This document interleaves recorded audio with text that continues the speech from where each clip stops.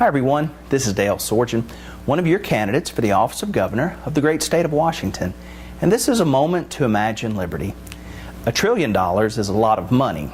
I won't go into the different depictions and analogies that I've seen and heard. You can search those out on the internet for yourself if you haven't already. But you'll find the same thing that I'm saying. $1 trillion is a lot of money, and $14 trillion is just 14 times more than that amount. Our current total public debt is currently about $14.5 trillion, which is already a bit above the legal limit of $14.3 trillion.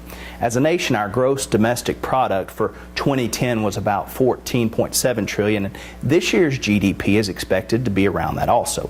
Given for rounding, that puts us a total U.S. public debt at somewhere between 95 to 98% of our total GDP.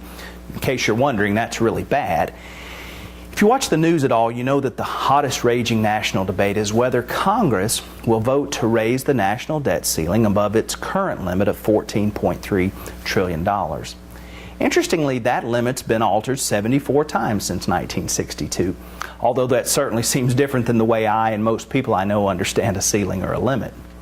As I listen to the news, I hear that the Republican side is taking a principled stand against raising the debt ceiling. Apparently, President Obama is at fault for causing this catastrophic event, and they're going to make things right. Once again, the Republicans and Democrats are squared off in a debate of epic proportions, and one side is going to make the other side pay. Here's what I don't get, though. Both sides have been in control for a very long time, at least since 1962, when they have both together worked to sink us in this $14+ trillion hole.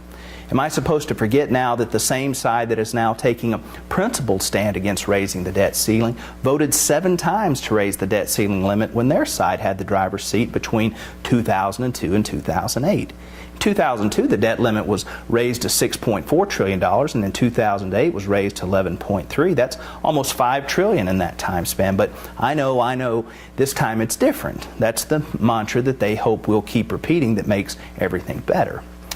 I've been advocating for a long time that it's time for us to begin to think independently. The sides can continue to point fingers at each other, but I say that they're both responsible for this hole that they've dug us into. I have to wonder, what will it take for us to begin to have the courage to think and to vote independently? It's very hard to imagine that anyone could do much worse. I invite you to check out our website at www.imagineliberty.us to find out more about our Imagine Liberty campaign.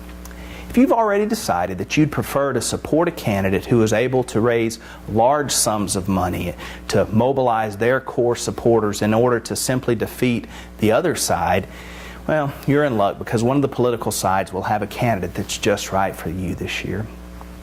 But if you're willing, I'd like to invite you to join us this year to break the cycle and have the courage to think independent.